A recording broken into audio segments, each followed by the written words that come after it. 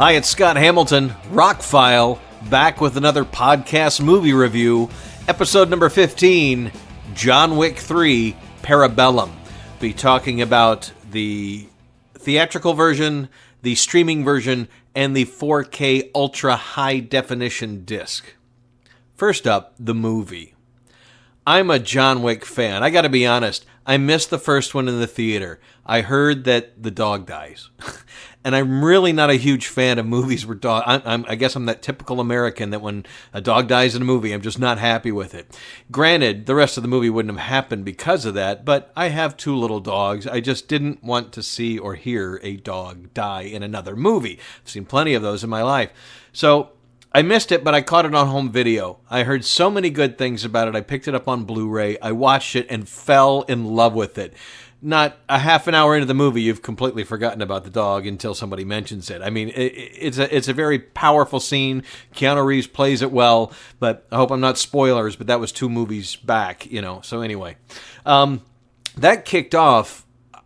They have admitted that they did not have a plan for this. They did not think it would be such a big hit. So that 2 and 3 have gone deeper into this whole mythology of assassins and the world they live in has been a huge bonus. That's what I liked a lot about the first movie, was that it just wasn't an action movie. There were some deeper layers there that they didn't go into, and that left it open for more movies, especially that he rescues another dog and walks off with the dog. So I really enjoyed the first 2 John Wick movies. I saw the second one in the theater. I bought it on Blu-ray. Then they released 1 and 2 in 4K. I bought those because, well, they look fantastic on 4K. If you have a 4K TV and a player, I would upgrade those. I don't suggest upgrading my entire library. I'm not going to. I don't suggest you do that. But John Wick are among the ones that I would upgrade because, especially for the HDR, the colors really pop in some of the scenes. So anyway, we have John Wick 3 PARABELLUM. I was waiting for this movie. The previews looked great. The reviews were good. I went opening day. Absolutely loved it. It is a bigger movie. It opens up the canvas of the storytelling. If you haven't seen it yet, and I can't believe you haven't, Keanu Reeves, another great job as John Wick. They've added Halle Berry. Lawrence Fishburne is back. Ian McShane is back. They added Angelica Houston. Lance Reddick is back. I really didn't pay attention to his career until he was on Fringe, and I really liked him on that show. But he is superb as the concierge of the Continental Hotel. Also, Mark Dacascos has been added as another assassin who really wants to meet John Wick, and that he becomes... You can't really call him a bad guy because none of these guys are really good guys, but we're rooting for John Wick. So to not get into any spoilers, this has more action than the previous 2 movies.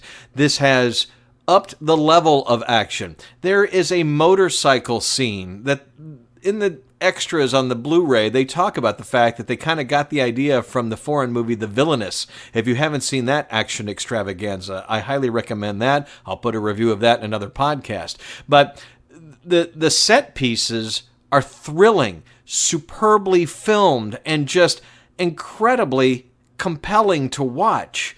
The knife fighting, and when he's just walking, you see this in the trailer, he's just throwing knives into people. I mean, it's really, really, if you like action movies, the John Wick movies represent the pinnacle of current action movies.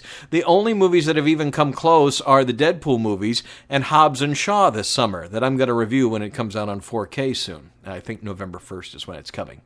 But anyway, John Wick PARABELLUM, if you've watched the first 2, there's absolutely no reason not to watch this one. And if you're new to the series, well, watch the first 2 movies. Don't let the whole dog thing throw you off, because it is the catalyst for the action adventures that follow. And in this one, we travel around the globe. We learn more about the whole syndicate, this whole assassination mythology that's built up. And they introduce more things that they're going to have to expand on in John Wick 4, which has pretty much been approved. John Wick 3 was made for about $75 million. It's made close to $400 million profit. There would definitely be another one. They definitely have things to do. With what happens at the end, you know there's going to be another one. I can't wait for it. The movie was directed again by, and I hope I say his name right, Chad Stahelski. Now, he co-directed the first movie and directed 2 and 3. He was Keanu Reeves' stunt double in the Matrix movies. He was the stunt coordinator on one of my guilty favorites, Ninja Assassins. Really like that movie, as cheesy as it is, if they hadn't used all that CG blood. He was also the double for Brandon Lee on The Crow when Brandon Lee passed away. Chad was the guy they brought in to play Brandon. He was about the same size, and he was a stunt coordinator and a stunt man. So, he's recently been attached to direct a reboot of Highlander, and his idea is to make a trilogy. After what he's done with the John Wick movies, I will see any movie that Chad directs. I gotta tell you, this is one of my top movies of the year, my favorite action movie of the year. You have to get it. Now, the 4K disc is amazing. There are scenes at the end in a glass house, basically. Stunning. I watched this movie in the theater, thought it was really visually amazing to watch. Then I watched the streaming version because I did a pre-order that came with a mini steelbook, and I got the streaming version several weeks before the 4K disc came out. The streaming version looked really great. It has HDR on the stream. It had a Dolby Atmos mix that was really good. But a few weeks later, I got the 4K disc, and I watched the movie again. 3 times in 1 year is a lot for me to watch a movie. And blown away by how it looks. As I said in my last podcast, if you're streaming all your movies, you're not getting the full use of your surround sound system and your 4K TV. You really need to buy the disc or at least rent the disc. Redbox is now carrying some 4K discs, very sparingly, but they are. And so, since these discs push a lot more bits per second than you can in a stream, you get brighter colors, you get deeper blacks, you get a more powerful surround sound mix.